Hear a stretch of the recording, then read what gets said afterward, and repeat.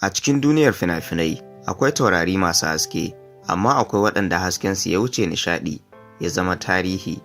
Rahama Sadau jaruma ce da ta rubuta sunanta da zinariya a littafin Kannywood. Jarumar ta karya shinge, ta tsallake ƙa'idoji, ta zama murya da fuskar Arewa a duniya. Rahama Sadau an haife ta ne a ranar 7 ga watan Disamba, shekara ta 1993 a Kaduna. Ta kasance jaruma a masana'antar Kannywood da Nollywood a Najeriya. Rahama Sadau ta kasance mai shirya fina-finai na ƙashin kanta a Kannywood har ma da Nollywood. Ta kasance 'yar rawa a lokacin da take yarinya har zuwa girmanta. Ta yi suna ne a ƙarshen shekara ta 2013 bayan ta shiga masana'antar fim ta Kannywood. A fim ɗinta na farko mai suna Gani Gawa ne, tana fitowa a fina-finai na Nollywood da dama.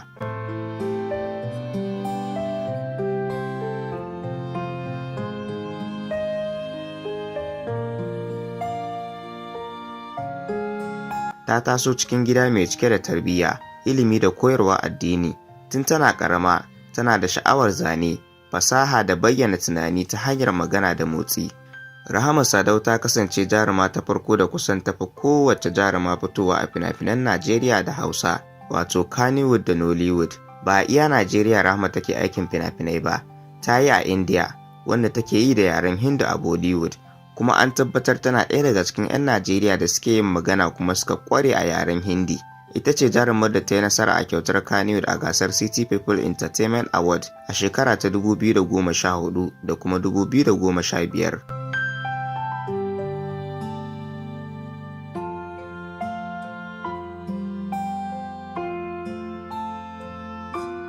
Rahama Sadau ta shiga masana'antar Kannywood a matsayin jaruma mai ƙwazo da hazaƙa.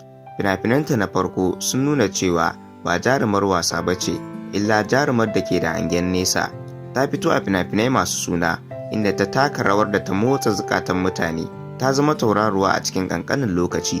A cikin masana'antar da ke cike da ƙalubale, Rahama ta tsaya da ƙarfin hali. Ta nuna cewa mace na da damar zama shugaba a fagen nishaɗi. Rahama ɗiya ce ga Alhaji Ibrahim Sadau.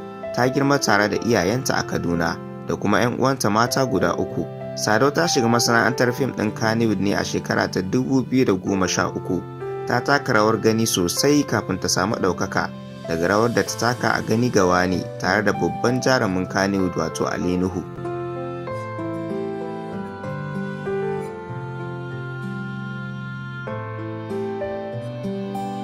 A shekara ta 2016 an karɓe ta a matsayin fuskar Kannywood.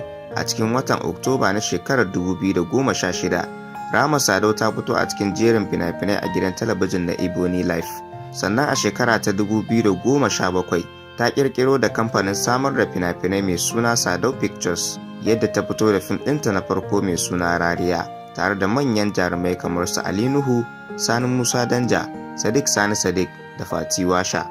Rahama Sadau bata tsaya a Kannywood kaɗai ba, ta shiga Nollywood, ta bayyana a manyan shirye-shirye na duniya, har ta zama ɗaya daga cikin jarumai na farko daga Arewa da suka bayyana a Netflix. Wannan nasara bata zo da sauƙi ba, ta fuskanci suka, ƙalubale da kuma tsangwama, amma ta tsaya tsayin daka, ta tabbatar da cewa jaruma daga Arewa na iya wakiltar al'adarta cikin mutunci a duniya. Rayuwar tauraro ba ta rasa ƙalubale. Rahama Sadau ta fuskanci suka daga al'umma, daga masana'anta, har ma daga masu kishin al'ada, amma ta yi amfani da hikima wajen kare martabar kanta. Ta nuna cewa mutum zai iya kasancewa mai zamani tare da kiyaye mutunci, al'ada da addini. Ta zama abin koyi ga matasa mata, tana koya musu cewa nasara ba ta zuwa da nufin rasa mutunci.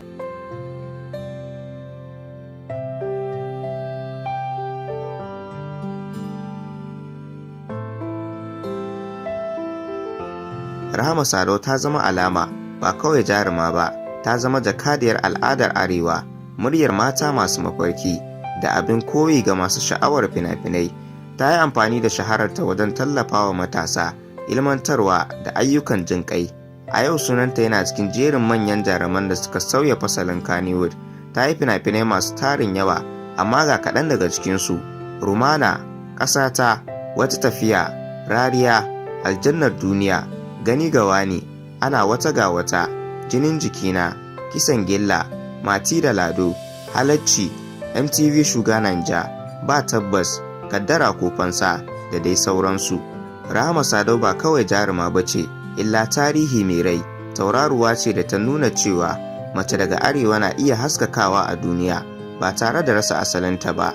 Wannan shine labarin jarumar, labarin ƙarfi, labarin mafarki, labarin Rahama Sadau. Sunana Abba Hassan, ku ci gaba da kasancewa da Nigerian Update da Abba Hassan TV. Kar ku manta da yin subscribing tare da danna alamar ƙararrawa